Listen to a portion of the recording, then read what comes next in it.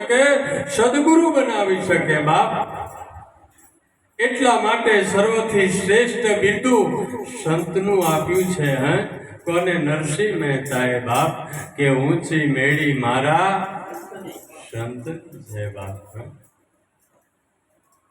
સંત સિવાય શીતળતા પ્રાપ્ત થતી નથી બાપ। તરોવર સરોવર સંતજન ચોથા વર્ષે મેઘ પરમારથને કારણે ચારો દરિયા। પાણી પીવાથી એ તરસ બુજાય છે, પણ શરીરની અંદર કોઈ એવી ઘટના ઘટી હોય અને સાહેબ સદગુરુનો આશરોની વાત દૂર છે, પણ યાદ કરો અને તમારું કાર્ય પૂર્ણ ન થાય ને તો સદગુરુ કરાયા નકામા છે। સદગુરુનું જ્ઞાન લીધું નકામું છે બાપ। આ સદગુરુના શબ્દની તાકાત છે। સંત એ પરમારથી છે બાપ। તરસ લાગી હોય સરોવરના કાંઠે જઈએ અને શીતળતા કદાચ આપણી તરસ બુઝાય, વૃક્ષની પાસે જઈએ તો શીતળતા મળે, અને સદગુરુની પાસે જઈએ ને બાપ તો આખું શરીર હેમનું થઈ જાય, આખું સોનાનું થઈ જાય।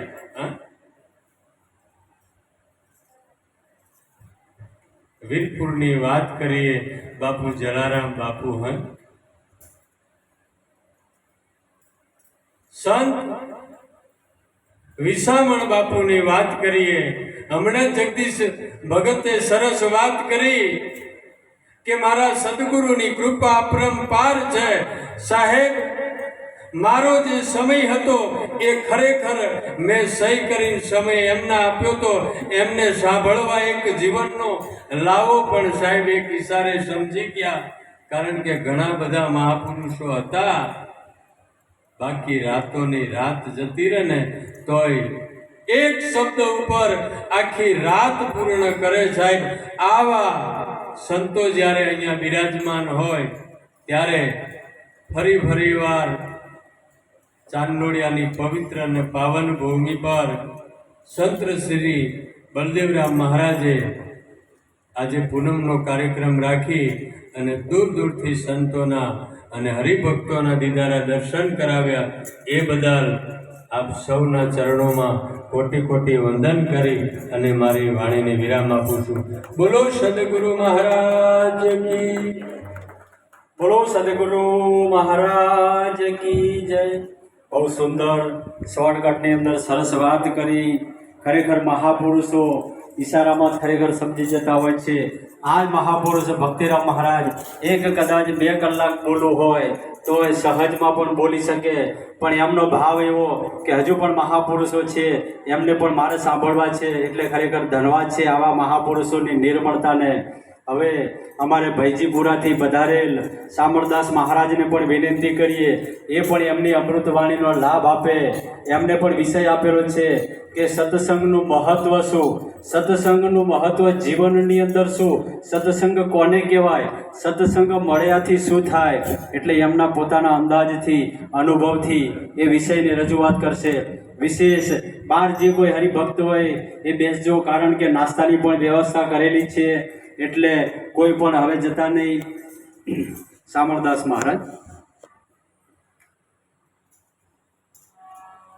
સદગુરુ નિરાત મહારાજની, સદગુરુ અજુરામ મહારાજની, સદગુરુ બળદેવદાસ મહારાજની, સદગુરુ ઈશ્વરરામ મહારાજની, સર્વે મહાપુરુષોની હરિગુરુ સંતની જય।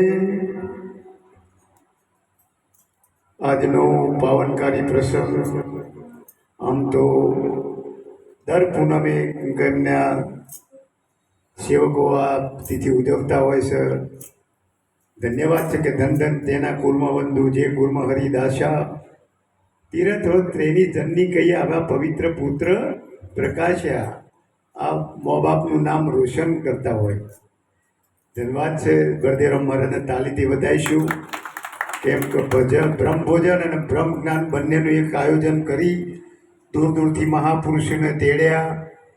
અમને પણ આમંત્રણ આવીને અમે દર્શન કરીને અમે પણ ધનભાગી બન્યા. એટલે કે જીવન જોબન રાજ ધન અવિચળ રહે ના કોઈ, જો ગળી જાય સત્સંગમાં જીવન કા ફળ.